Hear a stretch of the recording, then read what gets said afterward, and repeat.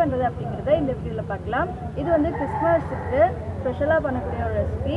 So இந்த snacks ரெசிபியை இன்றைக்கி எப்படி பண்ணுறது அப்படிங்கிறத வீடியோவில் பார்க்குறதுக்கு முன்னாடி நீங்கள் நம்ம சேனலை ஃபர்ஸ்ட் டைமாக பார்க்குறீங்க அப்படின்னா மறக்காமல் சப்ஸ்கிரைப் பண்ணி பெல் ஐகானை கிளிக் பண்ணிக்கோங்க. இப்போ நம்ம அந்த கல்கல்ஸ் எப்படி பண்ணுறது அப்படிங்கிறத வீடியோக்குள்ளே போய் பார்க்கலாம்.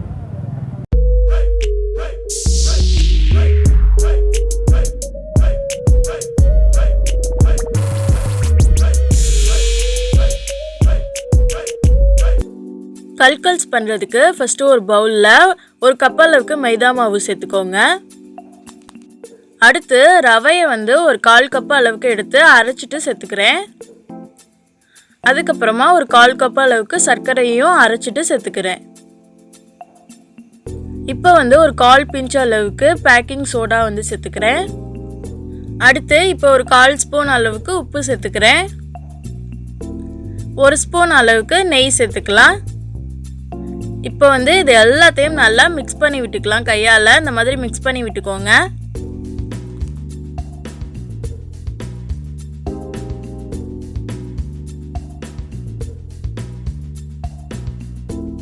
நல்லா கலந்து முடிச்சிட்டேன். இப்போ வந்து கொஞ்சம் கொஞ்சமாக தண்ணி சேர்த்து சப்பாத்தி மாவு பதத்துக்கு நான் பிசைஞ்சு எடுத்துக்க போகிறேன்.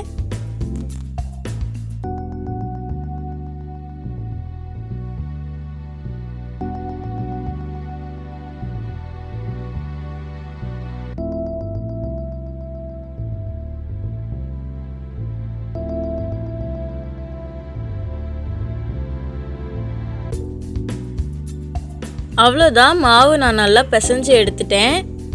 இப்போ வந்து இதில் ஒரு ஸ்பூன் அளவுக்கு நெய் சேர்த்து நல்லா சுற்றி வர தடவி வச்சிடலாம்.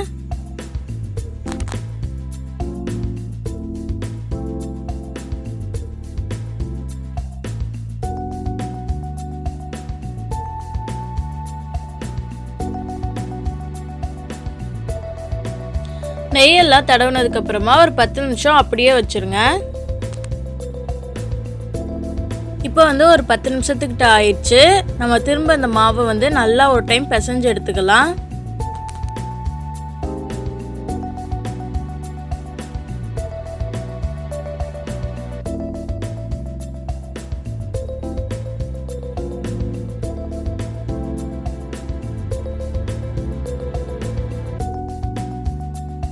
இப்போ வந்து பிணைஞ்சு வச்ச மாவில் கொஞ்சோண்டு மாவு எடுத்து சின்னோண்டு சைஸ்க்கு தான் அந்த அளவுக்கு எடுத்துட்டு நல்லா உள்ளங்கையில் வச்சு இந்த மாதிரி நல்லா உருட்டி எடுத்துக்கோங்க.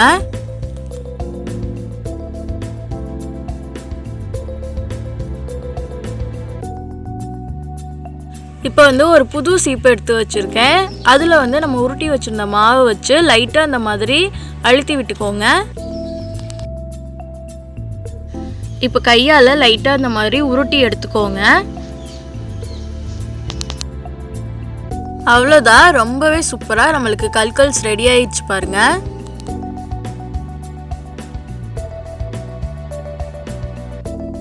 ரெடி பண்ண கல்கல்ஸை இப்போ ஒரு பிளேட்டில் வச்சுக்கலாம். அதே மாதிரியே சீப்பில் நான் உங்களுக்கு இன்னொரு டைம் செஞ்சு காட்டுறேன்.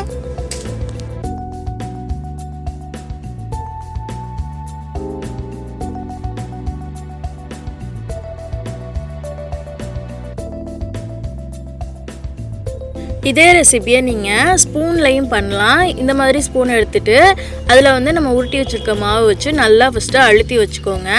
அழுத்தி எல்லாம் ஃபுல்லாக வந்து படர்ற மாதிரி நல்லா இந்த மாதிரி பண்ணி விட்டுக்கோங்க. இப்போ வந்து உருட்டி எடுத்துக்கலாம். இந்த டிசைனும் பார்க்குறதுக்கு அருமையாக இருக்கும். உங்களுக்கு எந்த டிசைன் பிடிச்சிருக்கோ நீங்கள் அந்த இதில் பண்ணிக்கோங்க.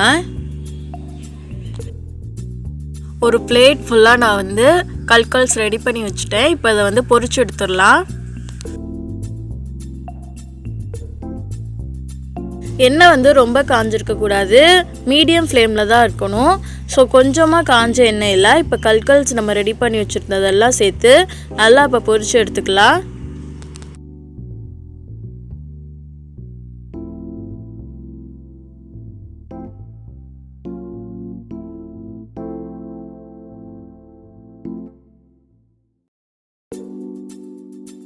நம்ம சேர்த்துருந்த கல்கல்ஸ் பார்த்திங்கன்னா ஒன்று ஒன்றா இப்போ வந்து மேலே வந்துட்டுருக்கு.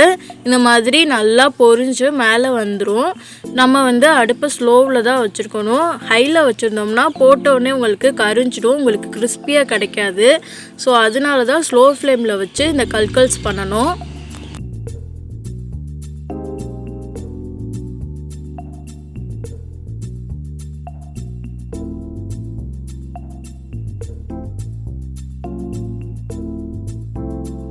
கல்கல்ஸ் வந்து நல்லா கோல்டன் ப்ரௌனாக வந்துடுச்சு. இப்போ நம்ம எண்ணெயை வடிச்சிட்டு வெளியில் எடுத்துக்கலாம்.